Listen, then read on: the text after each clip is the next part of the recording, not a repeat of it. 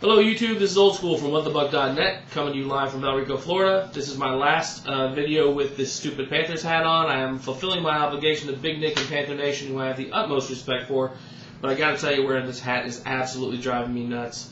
And I'm not helping by throwing the blue shirt on from time to time on these videos either. But regardless, I'm here to talk about the Bucs and the Falcons. This was a game that we thought we really needed to win going up to Atlanta. We had handled Atlanta 24-9 in week 2. Obviously, this was a different team coming into this week than it was when we met Matt Ryan in his first road game earlier this year. We had a couple of keys to the game that we thought were going to be important. We needed to contain the rushing attack, especially after watching the Panthers hang 300 yards on us. We knew we had to keep an eye on Michael Turner, and what did we do? We let Michael Turner get 152 yards, basically 100 and something of those in the second half as our defense wore down. We went into this game down 3 starters. Jovan Hay, Chris Hovan, our starting interior tackles, as well as Jeff Garcia, our starting quarterback, were all out due to injury. And then later in the game, Gaines Adams went down with an ankle. He was already playing with a hip pointer. So we ended up losing a lot of horses on that defense. We also lost Jermaine Phillips during the game with another broken forearm, which meant Salvi Piscatelli came in, and Derek Brooks went out with a rib injury as well. The Atlanta Falcons were solid, methodical, just like we thought they would be. The defense, at the end of the day, did the best they could and did a damn good job against a highly rated offense on their home field, giving us a chance to win this game, getting us to overtime. Special teams comes up with a huge block punt. We can't do anything. We get the ball at the Atlanta 9, and we move forward, and then we move backwards. We end up at the Atlanta 30, kicking a field goal to go into overtime. We get the ball first in overtime, which you would think would allow us to drive down there and get the game, which is what we've done a number of times during the year on these comebacks. And again, we give up a sack on third down to John Abraham, who we apparently couldn't stop, primarily because Brian Griese was being an idiot and drifting back instead of stepping up into the pocket. It spelled our doom. Atlanta did a great job of defending their home field and putting themselves in a position to make that playoff race. Now, fortunately for Bucs fans, we still have a chance to run the table here on these last 2 games, San Diego at home, Oakland at home, and control our own destiny and not have to wait for someone else to do something. The real problem comes if we choke on one of these games and we need help from somebody else. Right now, though, we're tied with Atlanta. We do win the tiebreak. We would be the 6th seed if the playoffs started today. So when we do the keys to the game review, as I mentioned, we were supposed to contain the rushing attack. We did that for a half. Then we fell apart and ended up giving up 152 yards and a touchdown to Michael Turner. More importantly, we gave up some gashes like we did to Smash and Dash a week before, where Turner would bust out an 18 or a 24-yard run, or 21, I think, was as long for the day. And they were just at inopportune moments. Even when we got a penalty on one of them, it was an 18-yard gain. And 73 on Atlanta Deal, who's one of the dirtiest offensive linemen I've ever seen. And I like aggressive play, but this guy is a complete tool. Came in, cleared the pile, about took Salvi Piscatelli's head off after the play, and Jermaine Phillips was trying to defend his buddy and got in the ref's ear a little bit. They flagged him for talking.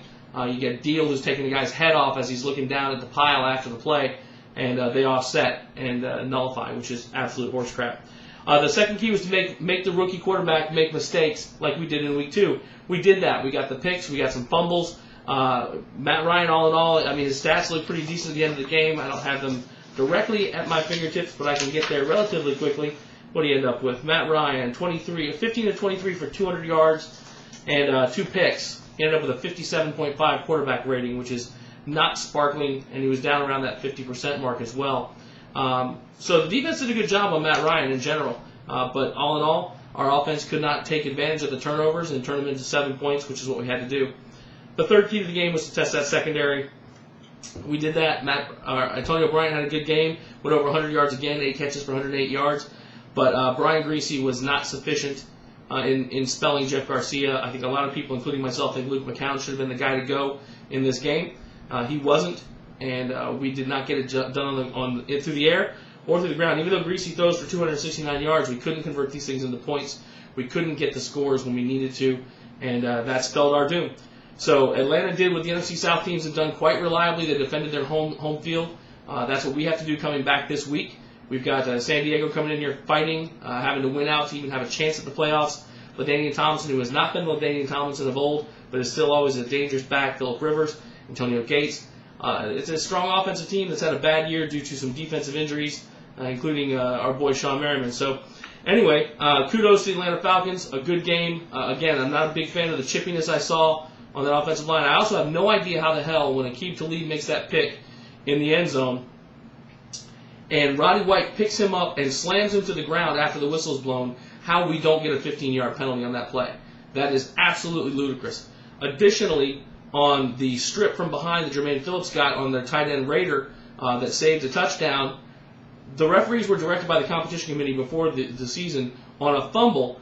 At any point, let the play continue and then go to replay to determine what's going on.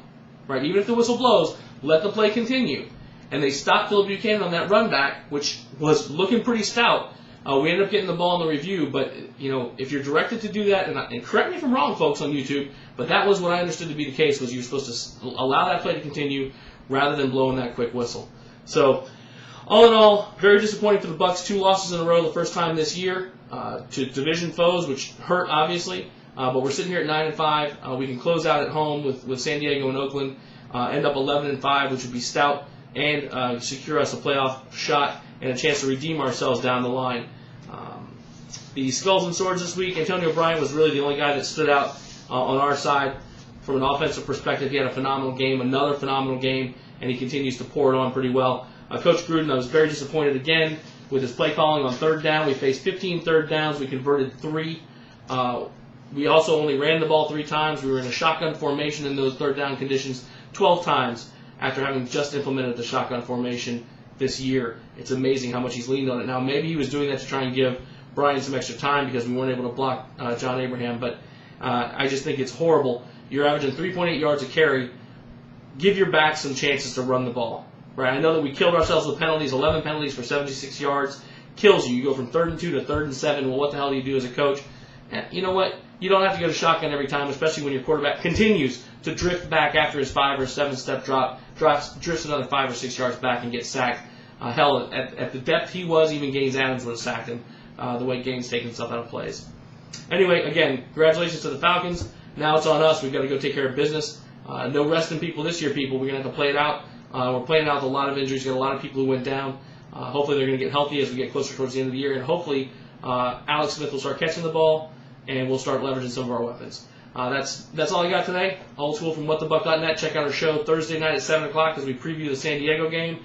Then we'll be live again on Monday. Again, that's www.whatthebuc.net. Thanks so much. And give me a rating if you don't mind. Thanks.